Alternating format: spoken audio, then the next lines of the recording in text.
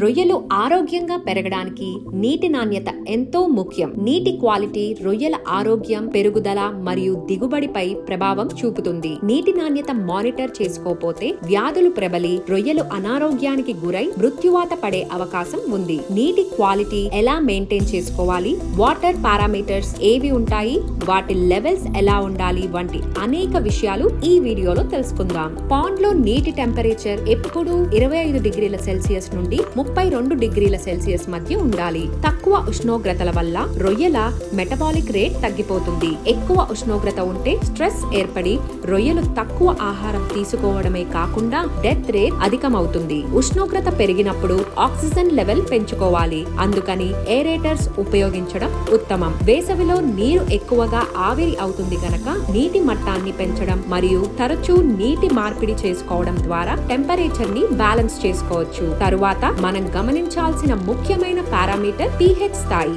ఈ pH స్థాయి నీటి ఆమ్లత్వాన్ని లేదా క్షారత్వాన్ని సూచిస్తుంది. రొయ్యలు ఆరోగ్యకరమైన పెరుగుదల కోసం pH స్థాయి 7.5 నుండి 8.5 మధ్య ఉండాలి. pH స్థాయిలో ఫ్లక్చుయేషన్స్ ఎక్కువగా ఉంటే రొయ్యలు స్ట్రెస్ కు గురవ్వడం, పెరుగుదల మందగించడం జరుగుతుంది. తక్కువ pH లెవెల్స్ ఉన్నప్పుడు లైమ్ లేదా డోలోమైట్ ఉపయోగించి ఆ స్థాయిని పెంచుకోవాలి. అధిక pH ఉన్నప్పుడు జాగరీ లేదా ఆర్గానిక్ ఆమ్లాలు కలిపి లెవెల్ ని తగ్గించాలి. ఒకే రోజు pH లెవెల్ మార్పు 0.5 కన్నా ఎక్కువ కాకుండా జాగ్రత్త పడాలి. తరువాత మనం తెలుసుకోవాల్సిన ముఖ్యమైన water parameter dissolved oxygen. DO రొయ్యల పెరుగుదల, ఆరోగ్యంపై తీవ్ర ప్రభావం చూపుతుంది. DO స్థాయి 4 నుండి 6 mg/లీటర్ మధ్య ఉండాలి. డిజాల్వ్డ్ ఆక్సిజన్ స్థాయిలు తక్కువగా ఉన్నప్పుడు రొయ్యల పెరుగుదల మందగించడంతో పాటు జీర్ణ ప్రక్రియ మందగిస్తుంది. నీటిలో డిజాల్వ్డ్ ఆక్సిజన్ స్థాయిని మెరుగుపరచడానికి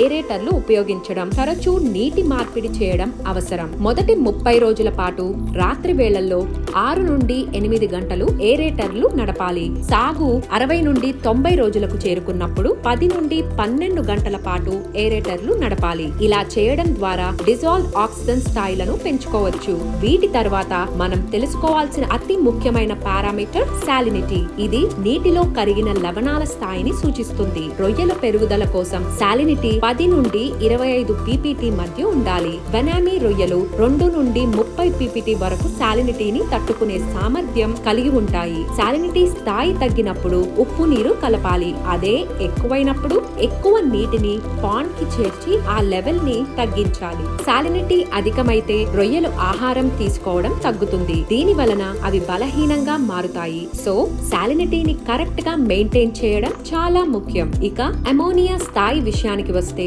టోటల్ అమోనియా నైట్రోజన్ లేదా టాన్ లెవెల్ ని కరెక్ట్ గా ఉండేలా చూసుకోవడం చాలా అవసరం. ఈ అమోనియా 2 రూపాల్లో ఉంటుంది, అయోనైజ్డ్ మరియు అన్ అయోనైజ్డ్ అమోనియా. ఇందులో NH3 రూపంలో ఉండే అమోనియా అత్యంత హానికరం. టాన్ స్థాయి 0.1 నుండి 0.5 ppm మధ్య ఉండాలి. ఎక్కువ ఉంటే రొయ్యలు స్ట్రెస్ కు గురవ్వడంతో పాటు నీటి కాలుష్యం పెరిగి వ్యాధులు వచ్చే అవకాశం ఉంటుంది. టాన్ స్థాయిని నియంత్రించడానికి పాండ్ లో మిగిలిపోయిన ఫీడ్ ను తొలగించాలి, నీటిని మార్చాలి, జియోలైట్ ను ఉపయోగించాలి. అలాగే నీటిలో నైట్రైట్ మరియు నైట్రేట్లను కూడా కరెక్ట్ గా మెయింటైన్ చేయడం తప్పనిసరి. నైట్రైట్ 0.01 నుండి 0.1 ppm మధ్య ఉండాలి. నైట్రైట్ ఎక్కువగా ఉన్నప్పుడు రొయ్యల రక్తంలో ఆమ్లజని కొరత ఏర్పడుతుంది. ఇది రొయ్యల ఎదుగుదలను తగ్గిస్తుంది. ఎక్కువైతే రొయ్యల జీర్ణ వ్యవస్థ దెబ్బతింటుంది. తరచూ నీటి మార్పిడి చేయడం మరియు బయోఫ్లాక్ నిర్వహణ ద్వారా నైట్రైట్ మరియు నైట్రేట్ స్థాయిని నియంత్రించవచ్చు.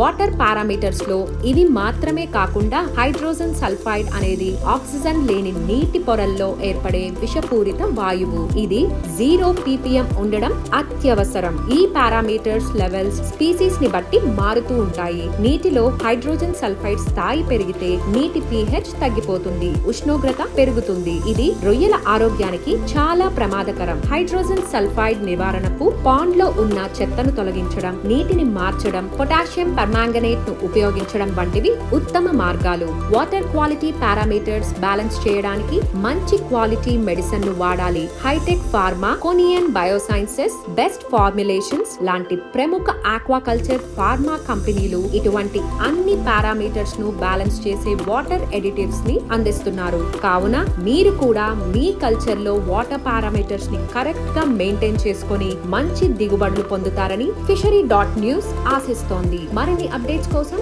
fishery.news ఫాలో అవ్వండి.